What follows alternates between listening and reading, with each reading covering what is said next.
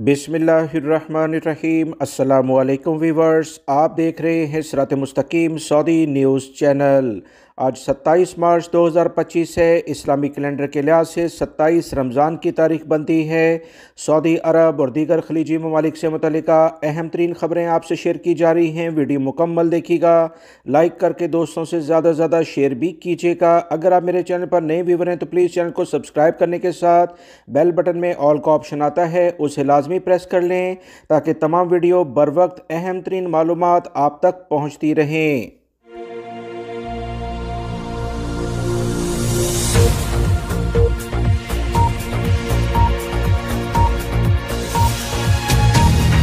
Saudi अरब में हफ्ते को ईद का चांद 8 मिनट तक उफ़क़ में नमूदार रहेगा। ये इतलात शेयर की गई हैं सऊदी महकमे फल्कियात की जानिब से। हफ्ता 29 मार्च को सूरज गरूब होने के बाद ईद का चांद 8 मिनट तक उफ़क़ में रहेगा। सऊदी अरब के ज़राए अबलाग के मुताबिक अल मजमा यूनिवर्सिटी के होता सदीर में वाक़या रसदगाह के माहिरीन ने यह बात कही है।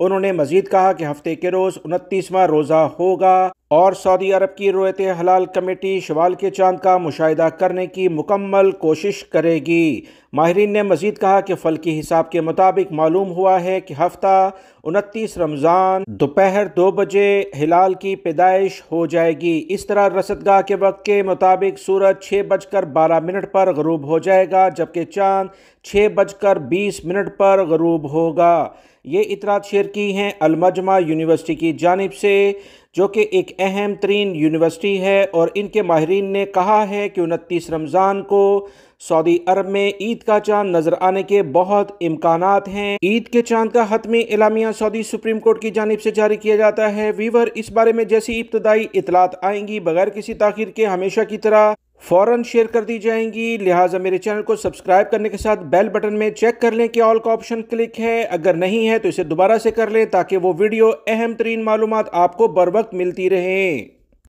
दुनिया का कोई भी मुआशरा इंसाफ के बगैर या करप्शन करते हुए करप्ट हो जाता है और वो तबाही की जानिब चला जाता है। अगर इस पर बर वक्त कार्रवाई नहीं की जाएगी तो ये एक ऐसी धीमक है जो माशरे को खा जाती है।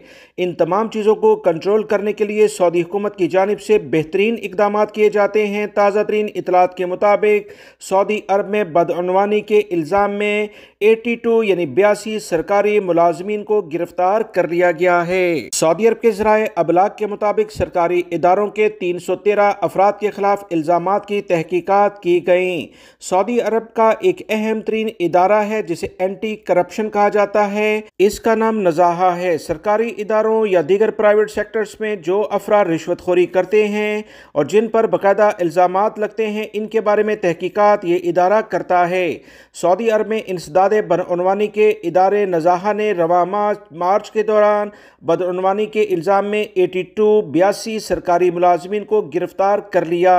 नज़ाहा ने अपने एक्स अकाउंट पर बयान में बताया है कि इदारे के हुकाम ने रवा माह के दौरान सरकारी दफातर और प्राइवेट इदारों के 1453 तफ्तीशी दौरे किए।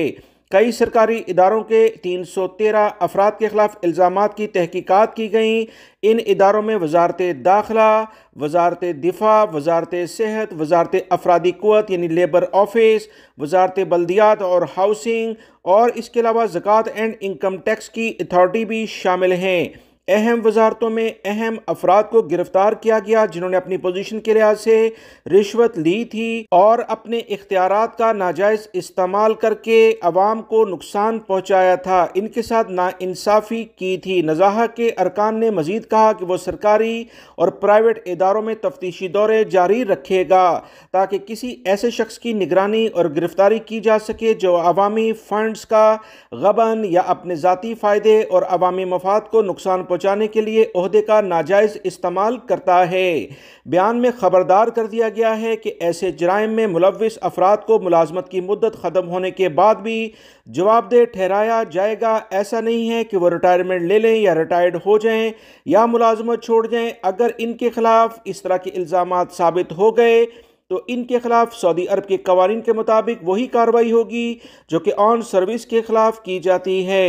सऊदी अरब का ये बेहतरीन सेटअप, इस पर हम खादमे हरमैन शरीफैन शाह सलमान बिन अब्दुल अजीज़ और वलीअहद शहजादा मोहम्मद बिन सलमान को खराज तहसीन पेश करते हैं कि सऊदी अरब में नदाहा के ज़रिए जो बेहतरीन इकदाम किए जा रहे हैं वो काबिल सताइश हैं। सऊदी अरब में मौजूद सऊदी शहरी और गैर मुल्की अफराद को अगर किसी भी किस्म की ऐसी मुश्किलात का सामना हो कि कोई भी ओहदेदार जो किसी भी तौर पर सरकारी इदारे में काम कर रहा हो या प्राइवेट सेक्टर में आपसे रिश्वत मांगता है, तो फौरी तौर पर इसकी शिकायत नज़ाहा की एप्लीकेशन के जरिए करें या इनके मुतल्लिका ऑफिस में जाकर आप शिकायत दर्ज करा सकते हैं। सबूत आपके पास लाजमी होने चाहिए। ईद के बाद मुख्तलिफ ममालिक से आज़मीन हज सऊदी अरब की मुक़द्दस सरज़मीन मक्कातुल मुकर्रमा पहुँचना शुरू हो जाएंगे। ताज़ा तरीन इतलात के मुताबिक 1 मई को पाकिस्तानी आज़मीन हज का पहला काफ़िला अर्ज़ मुक़द्दस पहुँच जाएगा। ताज़ा तरीन इतलात के मुताबिक इस साल 1,79,000 पाकिस्तानी आज़मीन हज की सआदत हासिल करेंगे। पाकिस्तानी आज़मीन हज का अवलिन काफ़िला 1 मई को अर्ज़ मुक़द्दस पहुँच जाएगा। पाकिस्तानी आज़मीन हज ऑपरेशनल 30 दिन तक जारी रहेगा और 30 मई को आखिरी हज ऑपरेशन यानी परवाज़ सऊदी अरब पहुँचेगी। पाकिस्तानी हुकाम का मजीद कहना है कि 10 अप्रैल तक परवाज़ों का बाकायदा शेड्यूल जारी कर दिया जाएगा। पाकिस्तानी वज़ारत इस्लामी अमूर के ज़राए ने कहा कि पाकिस्तानी आज़मीन की मुंतकली सऊदी एयरलाइन और PIA समेत 5 फ़ज़ाई कंपनियों के ज़रिए की जाएगी। ज़राए ने मजीद कहा कि इस साल 1,79,000 पाकिस्तानी आज़मीन हज की सआदत हासिल कर लेंगे। अल्लाह रब्बुल इज़्ज़त इनके हज को कबूल फरमाए, आमीन। वीवर्स, आज 27वीं शब है, मुझे भी अपनी दुआ में याद रखिएगा। अल्लाह रब्बुल इज़्ज़त हमें इस मुक़द्दस महीने की और इन मुक़द्दस सातों की कदर करने की तौफ़ीक़ अता फरमाए, आमीन। ताज़ा तरीन इतलात के मुताबिक 27वीं शब की तैयारियां मुकम्मल कर ली गई हैं। लाखों ज़ायरीन की आमद हरम मक्की और हरम मदनी में मुतवक्का है। ताज़ा तरीन इतलात के मुताबिक नायब गवर्नर मक्कातुल मुकर्रमा शहजादा सऊद बिन मशअल बिन अब्दुल अजीज़ की ज़ेर सदारत इजलास में 27वीं शब और मस्जिद हराम और मस्जिद नबी सल्लल्लाहु अलैहि वसल्लम में किए जाने वाले अहम इक़दामात के लिहाज से इंतज़ामात का जायज़ा लिया गया।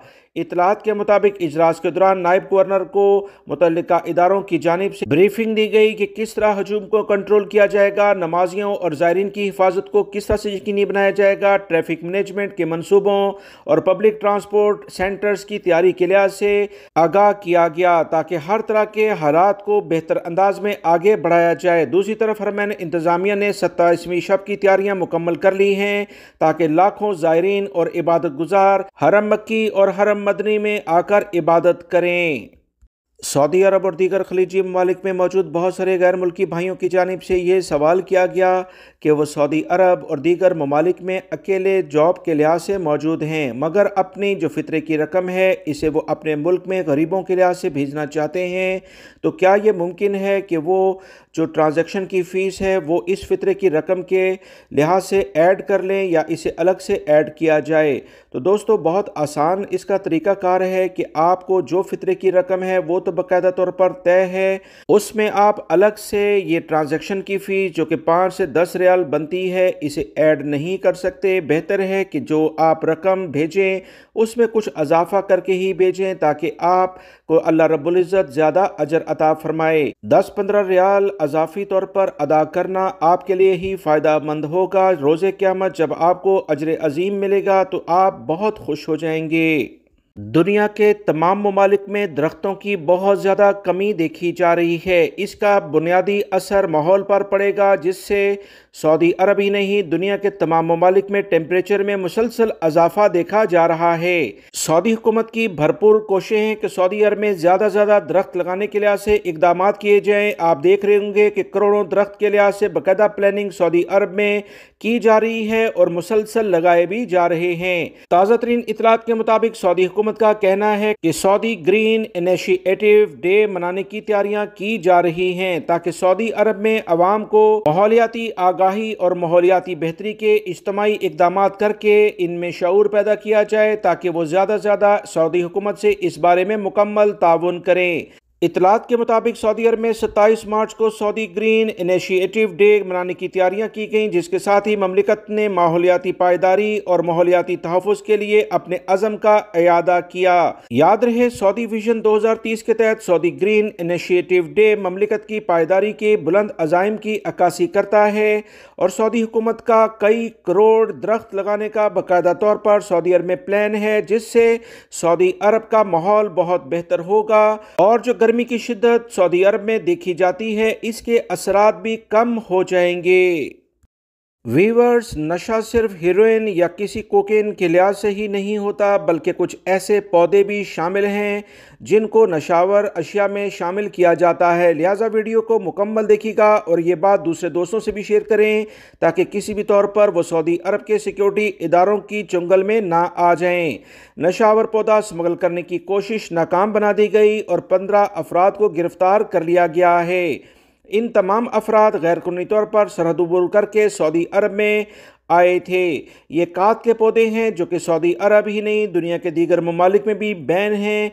इन्हें सऊदी अरब में लाने की कोशिश की जा रही थी। असी रीजन सिक्योरिटी फोर्सेस ने नशावर पौधा कात स्मगल करने और रीजन में सप्लाई करने की कोशिश को नाकाम बनाया है। सिक्योरिटी फोर्सेस ने स्मगलिंग में मुलविस 15 अफराद गिरफ्तार कर लिए।